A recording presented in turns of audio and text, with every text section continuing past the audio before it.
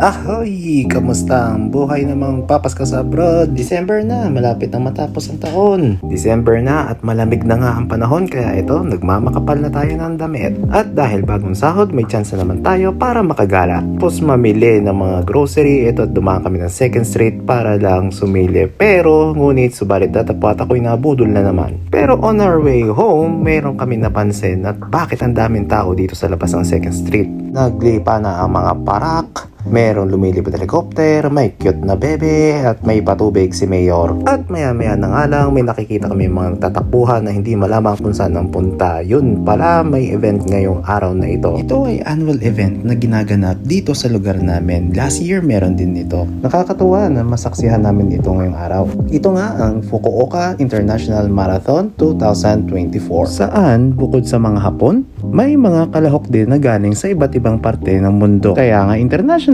hindi ko lang din sure kung ito ay part ng Winter Olympics. Pero anyway, nakakatuwa lang din kasi yung support ng mga locals. Kada may dadaan, gambate daw.